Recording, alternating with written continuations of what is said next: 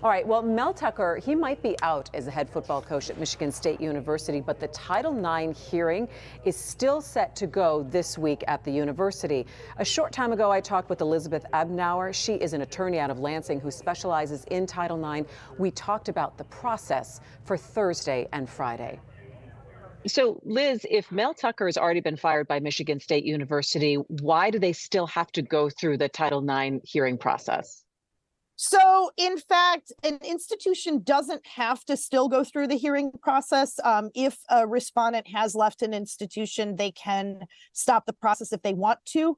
My guess is that MSU is still proceeding with it because that's probably just their practice. My guess would be that they generally just continue with the process as part of their regular practice. And the reason that an institution might want to do that is to have on record whatever the outcome of the process was in the event, I think very unlikely here, but in the event that the person were to try to come back either as a student or an employee, they would want to have completed that process. And then if there is a finding made, have that on that person's record.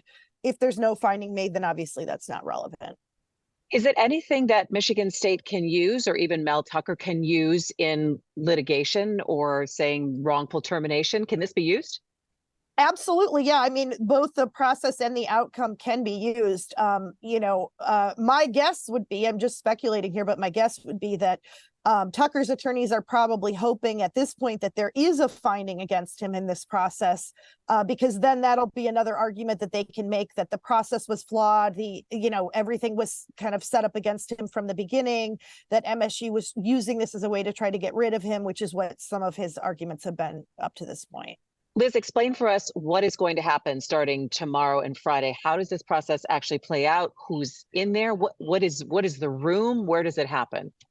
Well, so first of all, I don't have any insider info, so I'm just giving you my best guess. My guess is this is probably going to be occurring over Zoom. Since COVID, most schools did transition over to a Zoom hearing process, and most have stuck with it until now, just because first of all, it's easier for everybody.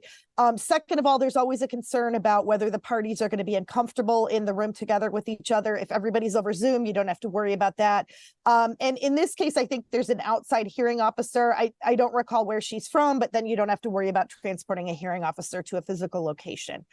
The process. So the first thing I would say is I have questions in my mind about whether Mel Tucker is even going to show up for the hearing.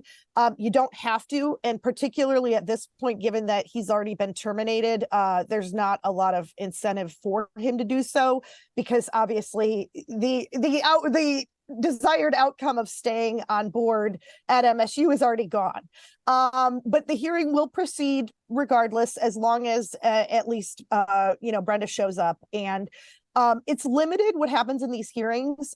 So depending on MSU's process, and I don't know exactly what they've determined for this particular case, but often schools really only allow cross-examination during the hearing process, because there's already been an investigative report completed that has all of the information that was collected throughout the investigation.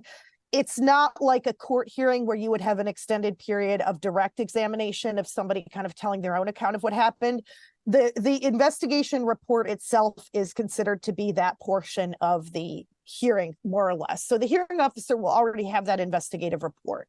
So that really would be an opportunity then for if Brenda were there, then for Mel Tucker's attorneys to be able to question her about that entire report that was made up. Correct. Yes, that's correct. As well as for her to question him, and for either of them to question any witnesses that they might choose to call. Who is sitting there then and taking this all in, and where does it go from there? So MSU has assigned an external attorney to serve as the hearing officer. I can't recall her name off the top of my head, but she is an attorney who they've hired to serve in that role. Presumably she has training in Title IX and in her role as a hearing officer. She's going to listen to everything that happens. She may have questions herself for anybody who is called to testify at the hearing. And then she's going to review all the report, documentation, evidence, and she'll make a written determination.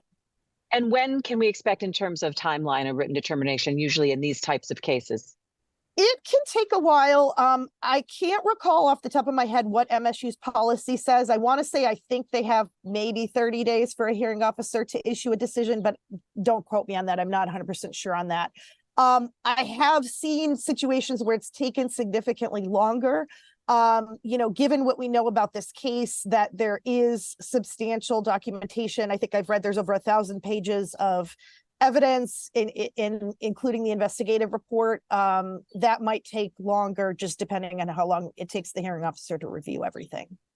I think if we look at the timeline of everything that has happened with this case, and I know that you're not working on this case specifically, but just giving us a little bit more perspective, is this in terms of how it usually works? Was there anything with timing that stood out to you, or you're like, no, this is pretty much how long it would take from complaint to a report to then a hearing? Yeah, so that's an interesting question.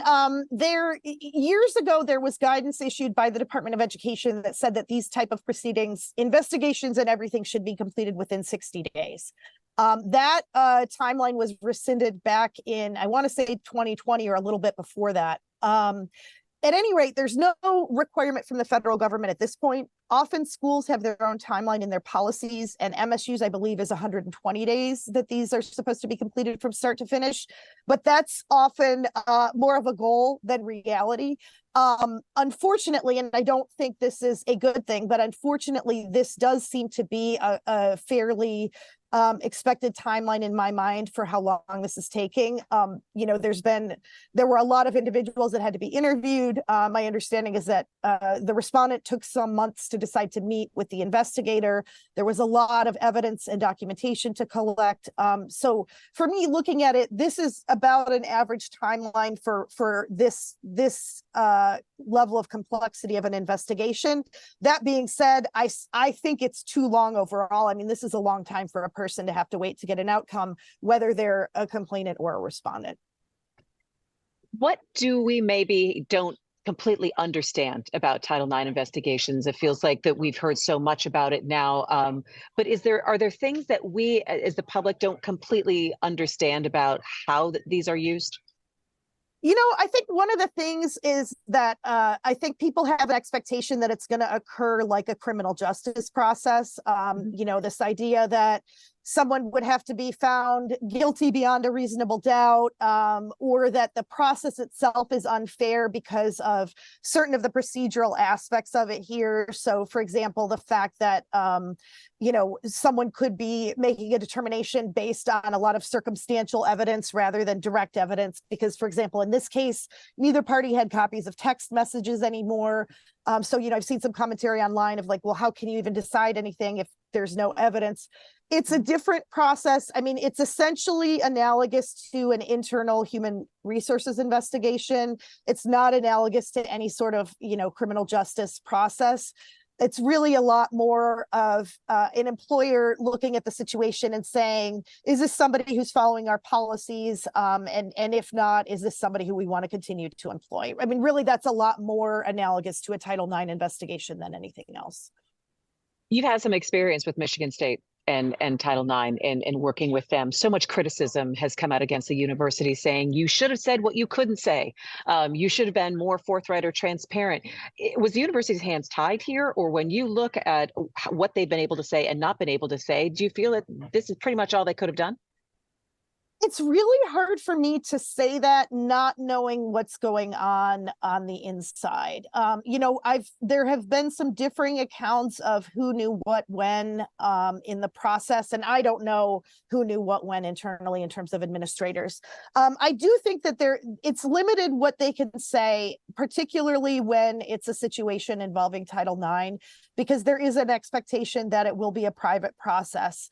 But then in this case, when everything became public, I do still have questions about, for example, I think one big question that's never been answered is why the suspension immediately after the USA Today report came out. There just hasn't been an explanation for that that's really at all that I've seen anyway. And I think failing to provide an explanation, there might be a very reasonable explanation for that, I don't know, but I think failing to provide that information to the public is causing people not to feel a lot of trust for MSU.